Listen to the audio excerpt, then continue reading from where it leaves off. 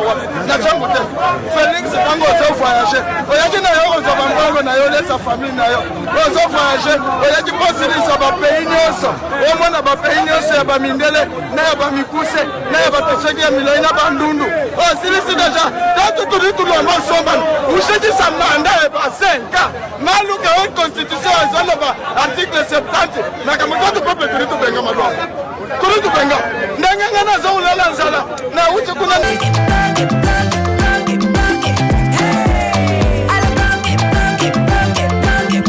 Oyoki elenge ya Congo. Tapez les mains, tapez les mains, tapez les mains, tapez les mains, tapez les mains. Félix Tango a voyagé. Voyagé na yo za bango na yo laisse sa famille na yo. Ozo voyagé. Voyagé posili sa ba pays nyonso. O mona ba pays nyonso ya ba mindele na ba mikuse na ba tofeki ya miloi na ba ndundu. O silisi déjà. Tant tout le monde somban. Vous chedi sa mandat ba 5 ans. Maluka une constitution ezolo ba article 70. Na kama tout peuple tout benga madwa. Tout benga. Ndanga na zo la nzala. Na uchi kuna na mbishi. Ceux qui ont parlé tout le temps, c'est les salaires à bas députés et tout ça, ils étaient gouverneurs pour les uns, premiers ministres pour les autres, c'est quoi leur bilan? Qu'est-ce qu'ils ont fait quand ils étaient gouverneurs? Ils donnaient à la population? Ils aujourd'hui sont propriétaires de stades, ils sont propriétaires d'avions, ils sont propriétaires de ceci. Aucune route, aucun aéroport, aucun détournement, Bukangalo, de tout le bazar. Mais c'est quoi? Ils viennent donner des leçons à qui, ces gens-là? Ils viennent donner des leçons à qui? Le peuple d'abord. C'est le peuple d'abord. Je ne sais pas si le problème soit là. En même temps, vous avez raison. Et nous avons fait ça au moins. Nous sommes arrivés, nous avons trouvé un salaire à un tel niveau des enseignants. On a doublé, triplé. Et on se dit, on doit continuer. Mais pour continuer, qu'est-ce qu'il faut? Il faut mobiliser davantage de recettes. Il faut lutter justement contre les pratiques que ces gens-là avaient menées à l'époque. Ils arrivent au pouvoir, ils se comportent en potentat, ils détournent tout pour eux. Eux, ils deviennent riches, ils laissent la population pauvre. C'est des gens comme ça qu'il faut combattre. Ils amènent des discours pour mettre de la poudre aux yeux. C'est eux les véritables criminels. Zambéo! Seigneur! Bato va donner jeter par ça la bonne nuit.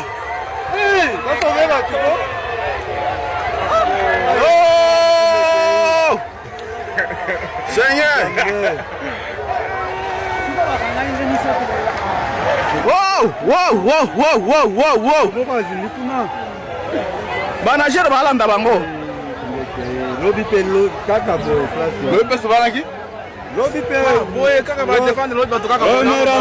Berlin otuele na Durba kaka ndenge bozali komona rivière oyo ezali population balongwaka na tongo na rive mususu pona kokende ko travailler na rive oyo wana mususu ki entreprise kibali achelaka bango pont kasi po yango bande ko senga entretien ekweya awa trafic ekoma kaka ya masuwa na tongo ya lelo masuwa oya bombe batu bonge veut dire tinterete plus de 80 personnes selon information tozui babandi kokota na mai bazo sema kaka bakoma kaka na katikati ya mai boye soki pe mami wata soki pe libasho eyebi kaka bango botala bino moko masuwa ebandi kokukula batu babandi kozinda na biloko na bango donc soki oyebi nage obandi kobeta banzoplo soki po oyebi te bota ndeti bandeko wana abandi kokukula ameli kopo ya liboso adindi na se bino moko boyebi motu na mai avanchola abimaka 3 fois arodinda na se abimi apepi liboko ya liboso ya mibale ya misatu soki bokangi ete wana pena wala mvimba heureusement na mopanzi batu bayeba mai babandi kokita kolanda bandeko oyo bameki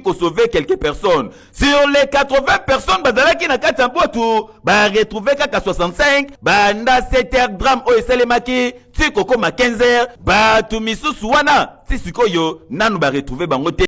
Ah, vers Bokassa. Ah, kino a timu kolonini jusqu'à quand? Utano mambo terrasse sika. Bautio saba terrasse, utane kono.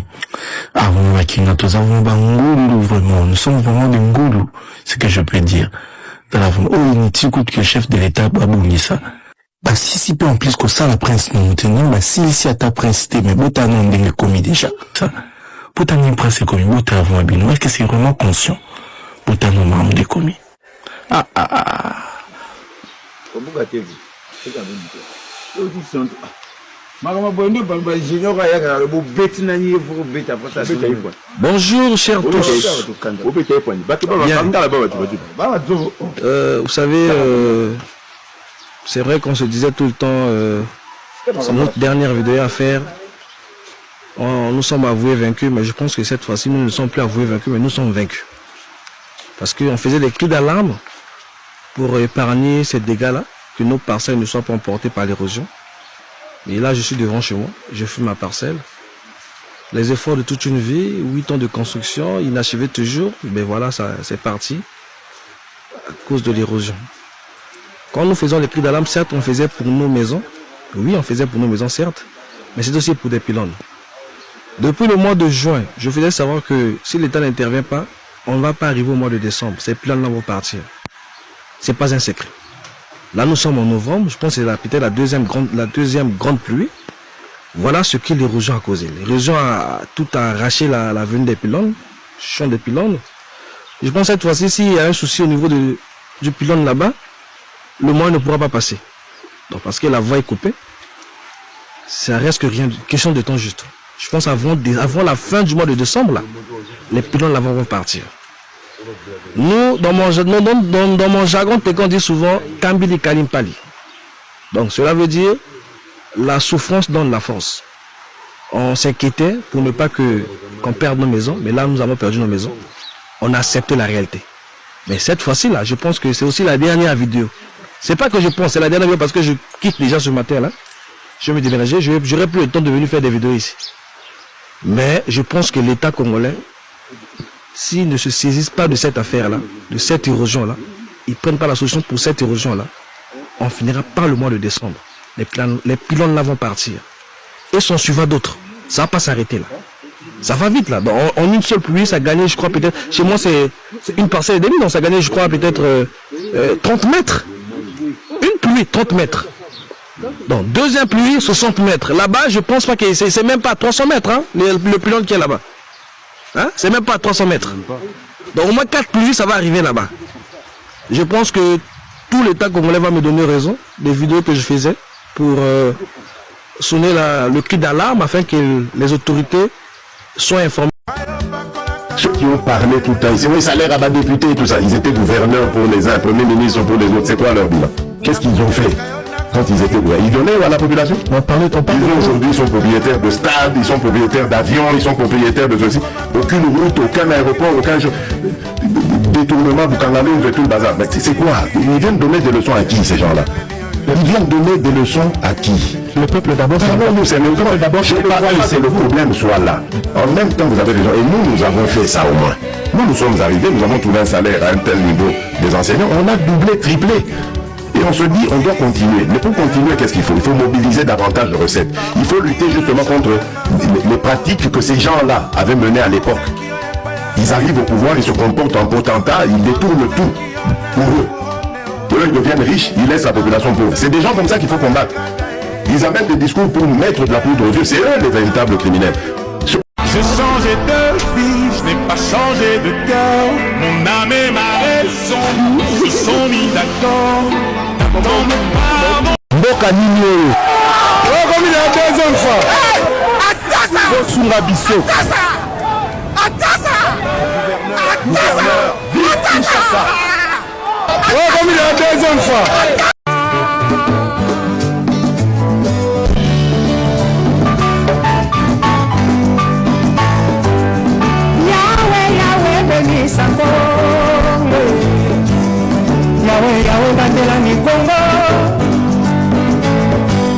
Président de la République démocratique du Congo, Monsieur Tshisekedi.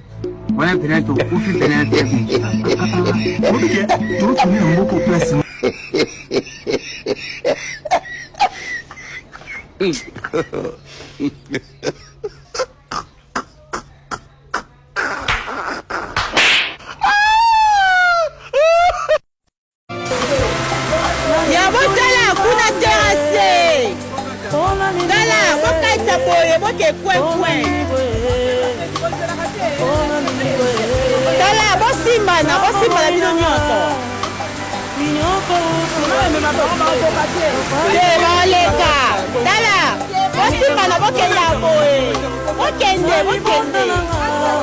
bokende boye bokaisa alors tala bosala ligne boye moko liboso mosu na kati moko na nsima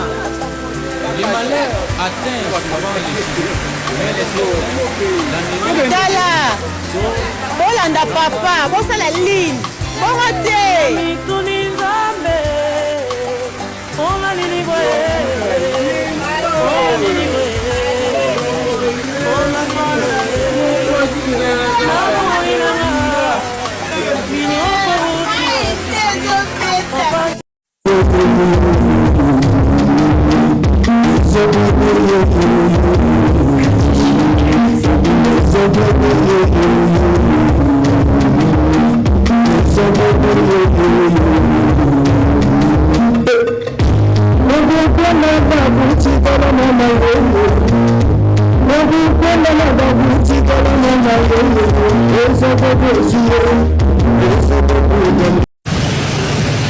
Bonjour tout le monde. Toali na ville province à Kinshasa, précisément sur l'avenue Kabambare, Touti Willery, on allant vers Prince Kasavubu. Gouverneur de la ville de Kinshasa, Daniel Bumba Lubaki, aux alliés fiers, aux alliés gouverneurs, na état, il y a route, pour le ville na et Ali Nayango, aux alliés fiers, aux alliés qui incarnent vraie vision de Konzamboka, na état Oyo, aux alliés fiers de leur colloque na yo ba gouverneur la province au bazana na kata capitale na état ya banzela ya boyi autant bona moto to ali na kati na mai ni to ke ligare de côté il y a pas de route bato bazo mona passe na autant bola makolo nyonso na poli Seigneur Jésus mon chef ke bana yo dinda yo wona attention est-ce que gouverneur Bumba, vous allez fier que vous allez gouverneur?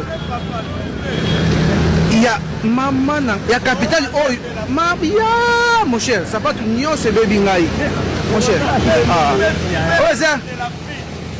Allemand de l'Afrique, voilà. Voilà l'Allemand de l'Afrique. Nion sont faute à Bumba, aux autres filles, ça me conduit à Moka matin, midi et soir. Tu ne fais rien.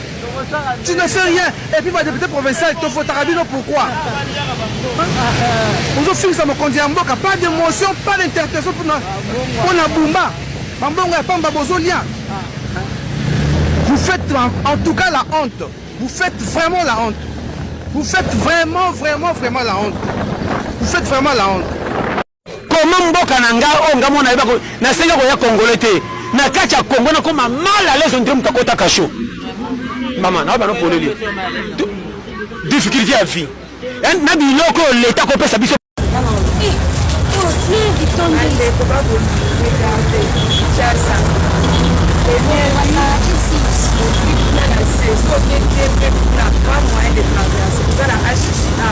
On a du mal à traverser tout le traitement.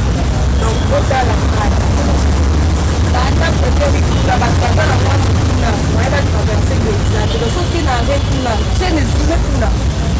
Il y a des véhicules, il y a des gens, il y a des gens qui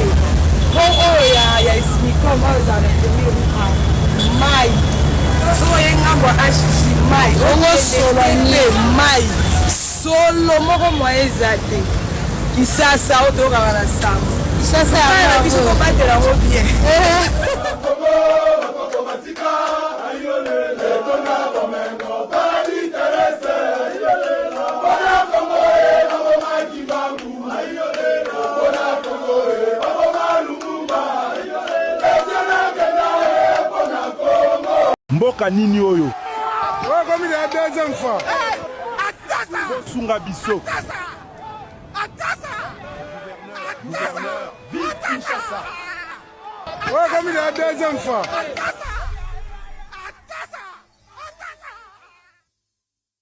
Monsieur en bleu, monsieur en rouge, vous êtes en état d'arrestation.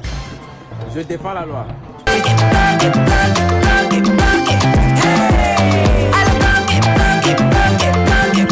Oyoki elenge ya Congo.